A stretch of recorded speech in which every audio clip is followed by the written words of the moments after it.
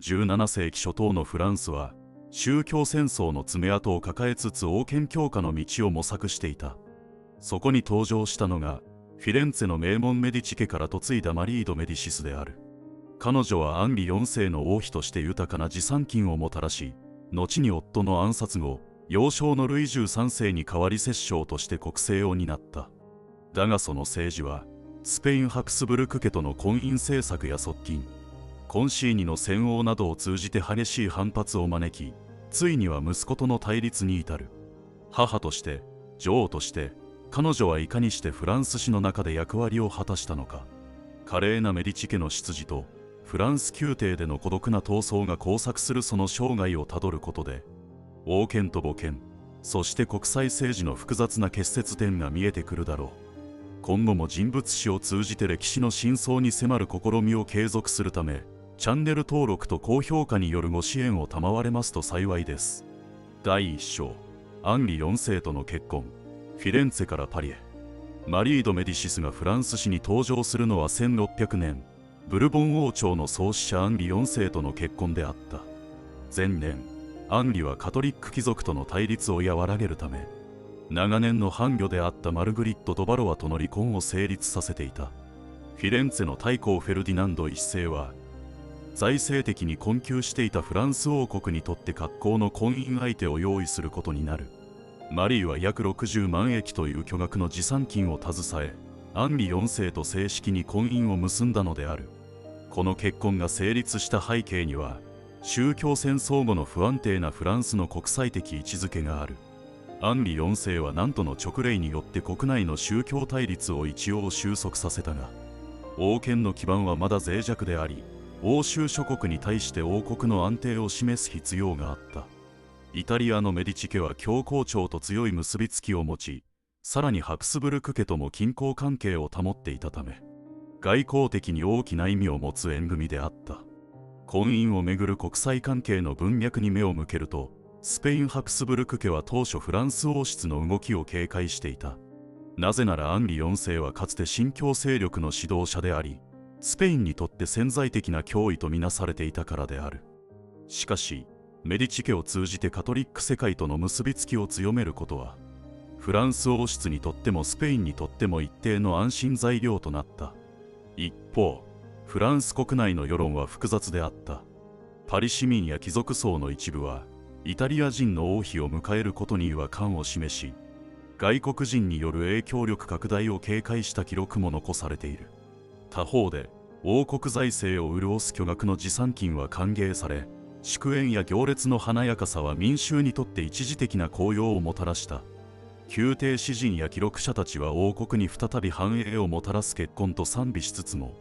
その背後には新王妃がフランス政治にどのような影響を及ぼすかという期待と不安が同居していた。制度的に見るなら、当時のフランスでは王妃の持参金は単なる婚子ではなく、国家財政の一部を直接支える性格を持っていた。王権の財政基盤がまだ不安定であった時期において、メディチ家の資金は事実上、軍事費や宮廷維持費に流用され、王国の安定に不可欠な役割を果たした。つまりマリーの存在そのものが制度としての王妃の経済的側面を体現していたと言える。関係者の評価は割れていた。宮廷内のカトリック派は彼女を歓迎し、王国にカトリック的安定をもたらす人物とみなしたのに対し、新教徒貴族の間ではイタリアの影響力を増す存在と警戒する声があった。アンリ4世自身は政治的利益を重視しつつも、彼女に対して熱烈な愛情を注ぐことは少なかったと伝えられる。この温度差は後の夫婦関係、さらには摂政期の孤立感にもつながっていく。近年の資料解釈では、この結婚は単なる政略婚以上の意味を持つとされている。従来はアンリ4世にとって財政的に有利な結婚と理解されてきたが、最新研究では国際的均衡の中でフランスがカトリック的正当性を再獲得するための儀礼的行為と再解釈されている。つまりマリー・ド・メディシスの登場は、王国が宗教戦争の混乱から抜け出し、ヨーロッパの大国秩序に再び参加するための象徴的契機だったのである。第2章、王妃としての宮廷生活と出産、王位継承の保障。マリー・ド・メディシスが王妃として最も重要な役割を果たしたのは、1601年に王太子ルイ、後のルイ13世を出産したことであった。フランス王国は宗教戦争による不安定を経て、ブルボン朝の継続に強い不安を抱えていた。アンリ4世は新王朝の創始者であったが、その地位はなお脆弱であり、正当な後継者の誕生こそが国内外の安定を保障する最も確実な手段と考えられていた。マリーの解任と出産は王国全体を安堵させ、ブルボン朝の将来を担保する出来事となった。この背景には16世紀後半のフランス王位継承危機があった。バロア朝の断絶によりアンリ・ド・ナバールが王位を継いだものの、その正当性はカトリック勢力から激しく疑問視されていた。したがってカトリックの太閤家から来た王妃が静嫡の男子を産むことは王権の安定化を支える不可欠の条件だったのである。周辺諸国との関係においても王太子誕生は外交的効果を発揮した。スペイン・ハプスブルク家はフランス王位が安定することに一抹の警戒を抱きつつも、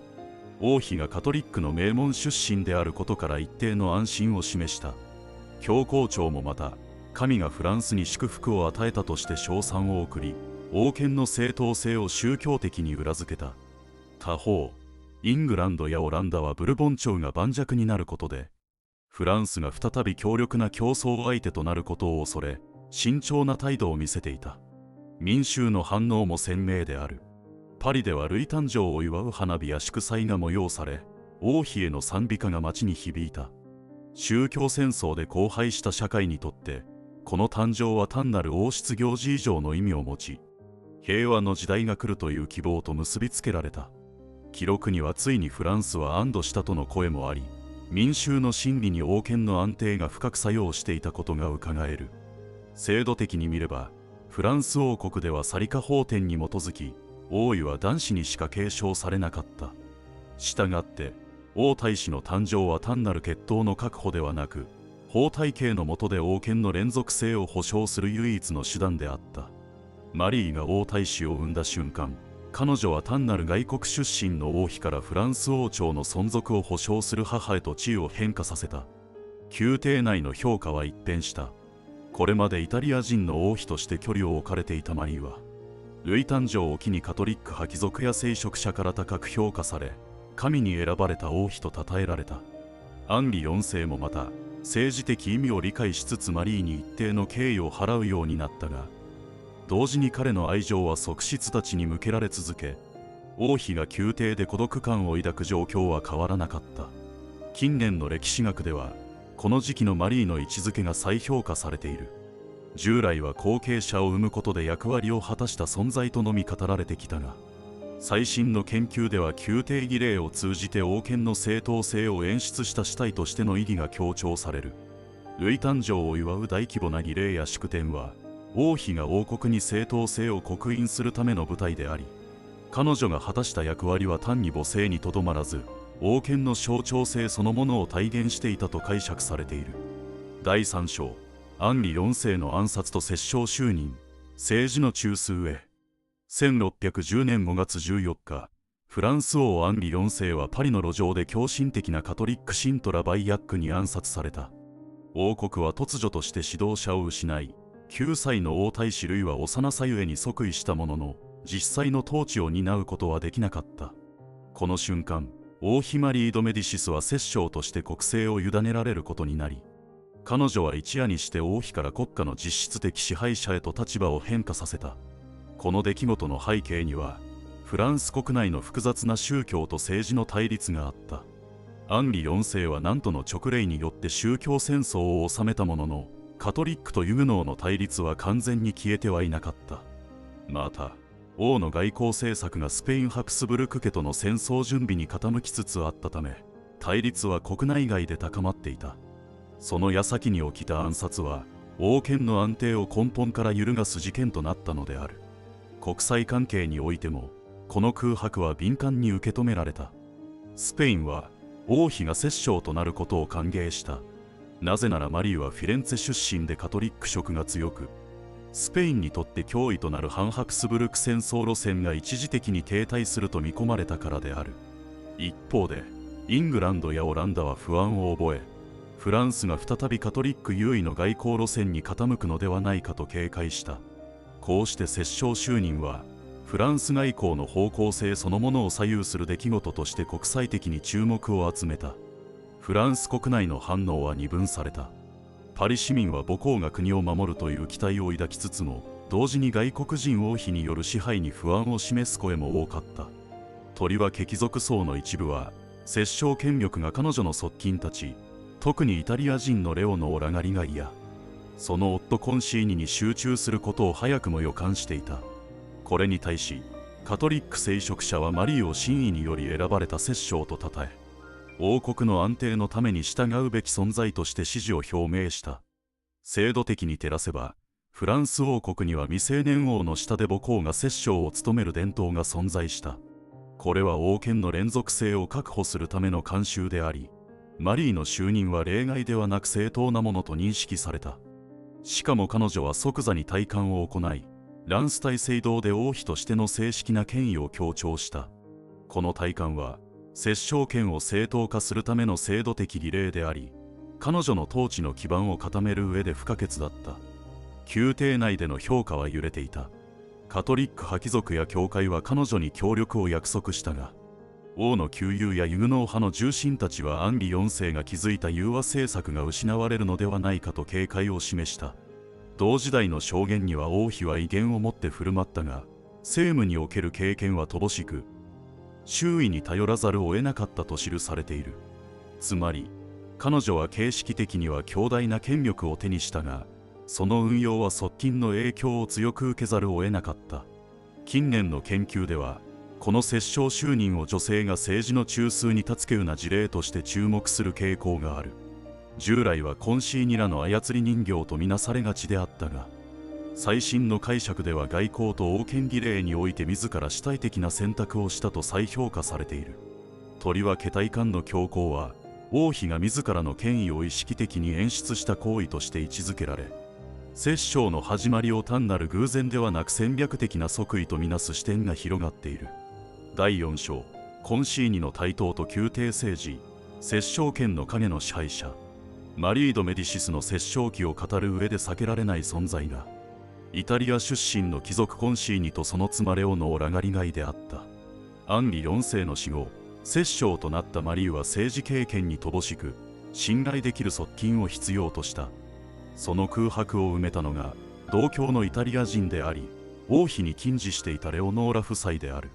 とりわけコンシーニは短期間で宮廷内の実権を掌握し、摂政政権を事実上の支配下に置いた。この背景には、フランス宮廷の派閥対立がある。アンリ4世の旧臣たちは摂政期における主導権を握ろうとしたが、マリーは彼らを警戒し、代わりに自らの信頼できる同胞を重用した。王権構造に基づけば、摂政は形式的に王権を代行する立場にあるが、実際には誰が王妃の耳を支配するかが政治の方向性を決める要因となった。その結果、コンシーニは軍事、外交、財政にまで影響力を拡大していったのである。外交関係でも彼の存在は顕著だった。コンシーニとマリーはスペイン・ハクスブルク家との和解に傾き、1615年にはルイ13世とスペイン王女アンヌ・ドートリッシュの婚約を成立させた。これは国際的にはカトリック同盟の強化と受け止められ、スペインからは歓迎された。しかし、オランダやイングランドにとってはフランスがハプスブルク寄りに傾く兆候と移り、欧州の勢力均衡を揺るがす動きとして強い警戒を引き起こした。国内世論の反応はさらに激しかった。フランス貴族や都市市民の間では国がイタリア人に支配されているという批判が噴出した。記録にはイタリア人に牛耳られる宮廷との言葉があり、コンシーニ夫妻への敵意は急速に広がった。加えて、増税や軍事費の拡大が続いたため、王妃の人気は急速に低下した。都市の風文やパンフレットの中では、マリー自身も外国人に操られる女王として揶揄され、摂政権の権威は揺らいでいった。制度面から見ると、摂政権には議会、パルルマンや貴族層の承認が必要であり、形式的には監視機能が働いていた。しかし現実には、マリーが戴冠を経て摂政の正当性を確立していたため、制度的抑制はほとんど効果を発揮しなかった。その結果、制度の空洞化が進み、コンシーニの個人的権力が拡大する余地を生んだのである。関係者の相互評価を見ると、宮廷内の旧臣たちは王妃は善意を持ちながらもコンシーニに依存していると考えていた。貴族の一部はマリーに一定の敬意を抱きつつも、彼女が側近に過度に頼ることを弱点とみなし、距離を置いた。同時代の証言では王妃は敬虔で品格を保っていたが、政務の実行力は伴わず、コンシーニが影の王となったと記されている。つまりマリーは人間的には尊重されながらも、政治的には操られていると認識されていた。歴史学における近年の解釈では、この時期を一方的にコンシーニ支配とみなすのは単純化しすぎだとされる。最新の研究では、マリー自身も外交方針において主体的な選択を行い、スペインとの婚姻政策は彼女の意思でもあったと指摘されている。すなわち、彼女は単に従属的存在ではなく、王権を安定させるためにハプスブルクとの協調という戦略を選んだ政治的主体であった。ただし、その手段としてコンシーニに過度の権限を与えたことが、最終的に自身の政治基盤を崩壊させる要因となったのである。第5章、ルイ13世との対立とコンシーニ失脚、母子の断絶。1617年、摂政政権は重大な転機を迎えた。幼い国王ルイ13世は16歳となり、名目上は自ら統治を開始する年齢に達した。だが実際には、宮廷を牛耳るコンシーニが依然として政治の中心にあり、若き国王は母とその側近に支配される形で孤立していた。ルイは次第に自らの権威を取り戻すべく行動を起こし、ついに1617年4月24日、側近アンリ・ド・リュイヌらに命じてコンシーニをルーブル宮殿前で暗殺させた。これによりコンシーニ支配は崩壊し、マリー・ド・メディシスの摂政権も事実上の終焉を迎えた。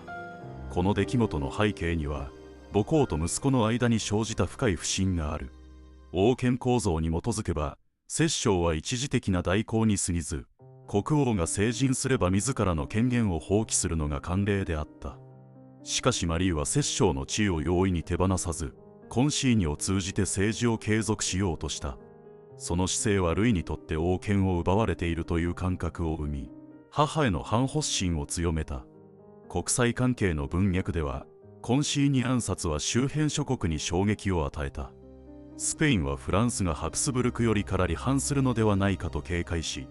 イングランドやオランダは逆には夏季国王が自立したとして好意的に受け止めた。外交上、ルイ13世の独立はフランスが再びヨーロッパ勢力均衡の中で主体性を取り戻す契機となった。当時の民衆の反応は劇的だった。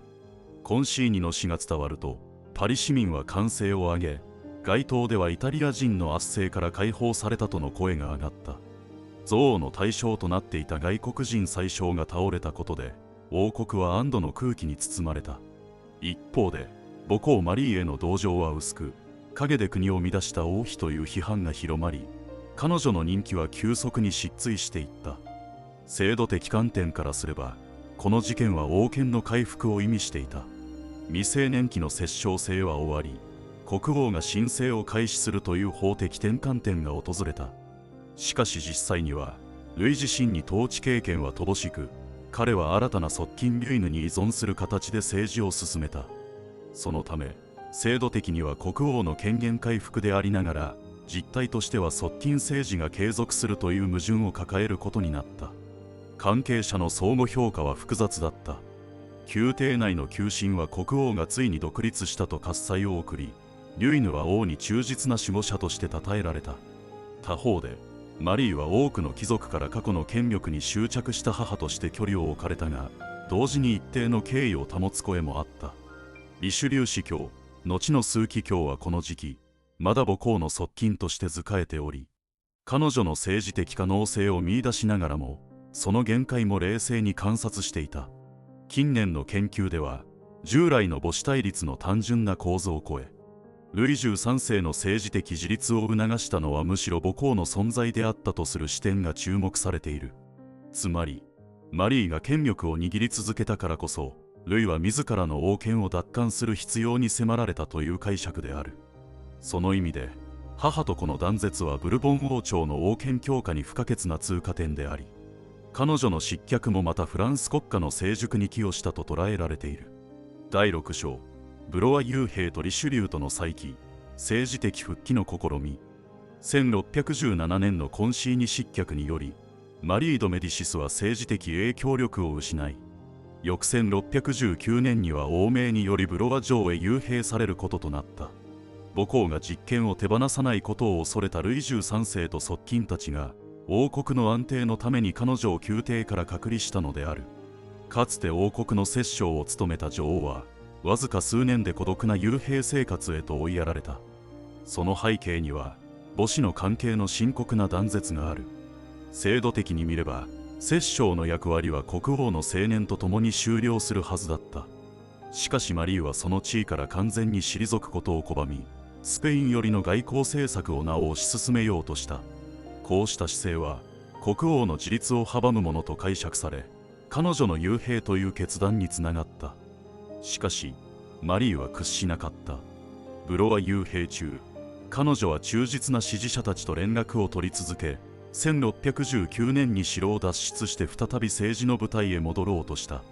この逃亡劇は当時の人々に強烈な印象を与え、鉄の意志を持つ女王という評価を広めた。彼女は地方貴族や一部の軍勢を味方につけ、息子に対抗する姿勢を見せたのである。ここで重要な役割を果たしたのが、若きアルマン・ジャン・デュプレシー、すなわち後のリシュリュー枢機卿であった。当時はまだ司教に過ぎなかったが、彼はマリーの政治的顧問として活動し、和解交渉を主導した。リシュリューは母と子の対立を調停することこそ王国の安定に不可欠と理解しており、彼女を通じて自らの政治的立場を築き上げていった。国内世論の反応は分かれていた。パリ市民や多くの貴族は王の母が国を乱していると非難したが、地方の一部では勇敢に息子に立ち向かう母公として同情的に語られた。パンフレットや風刺詩の中では外国に操られる女王という旧来のイメージと並んで、権力への執念を捨てぬ母という二重の像が描かれている。制度面では、母公の幽閉と脱出は王権と王家の血縁的権威の間に生じた矛盾を示していた。法的には国王の権力が絶対であったが、血統上の母という存在を完全に排除することは困難であり、結局は和解という形で均衡を取るしかなかった。アンリ4世の未亡人としての地位は、制度上も政治上も無視できない影響力を保持し続けたのである。関係者の相互評価を見ると、ルイ13世は母を王権を脅かす存在とみなしつつも、血縁上の尊敬を完全には捨てきれなかった。リュイヌの死後、ルイはむしろリシュリューの調停を受け入れ、母との一定の和解に踏み切ることとなる。リシュリュー自身は、母公を権力基盤に利用しつつも、その政治的限界を冷静に把握していた。つまり、母公は彼にとって政治的跳躍台でありながら、同時に彫刻すべき存在でもあった。近年の史料研究では、この幽閉と再起の時期がマリーの実際の政治的意志を最も鮮明に示すとされる。従来は彼女を操られるだけの存在とみなす見方が強かったが、現在では自ら積極的に行動し、外交や権力回復を志向した主体と再評価されている。彼女の行動力は、単なる執念ではなく、王国の方向性を左右する意識的な選択であったという視点が注目されつつある。第7章、リシュリューとの決裂と亡命、孤独な晩年。1620年代初頭、マリー・ド・メディシスは息子ルイ13世との関係を修復し、再び宮廷に復帰した。彼女の顧問であったリシュリューも枢機卿に昇進し、母公の庇護の下で政界に台頭することとなった。ところが、この協力関係はやがて決裂に至る。リシュリューが国王の絶対権を支える体制を確立するにつれ、母公の政治的影響力は急速にそがれていったのである。その背景には、王権の制度的変化があった。ルイ13世とリシュリューは王権の一元化を目指し、宮廷内の派閥や母公的な権力を排除する政策を取った。王権構造から見れば、母公が摂政を超えて政治に介入し続ける余地は次第に失われつつあった。彼女は依然として王の母として象徴的な地位を持っていたが、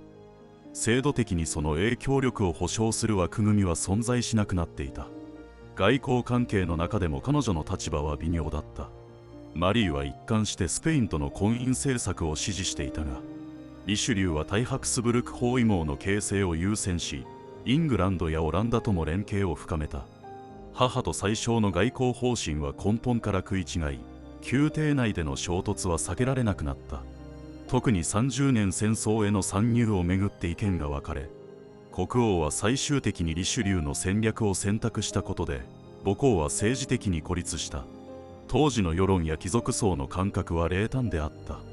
記録には王の母は国を揺るがす存在となったとの批判が見られ、民衆も彼女の政治復帰を歓迎しなかった。むしろリシュリューの強力な統治を安定の象徴と受け止め、母公を過去に執着する人物とみなす風潮が広がっていた。1629年、ついにマリーはリシュリューと決裂し、宮廷を去った。その後、彼女は亡命生活を余儀なくされ、最終的にはフランドル、さらにケルンへと渡る。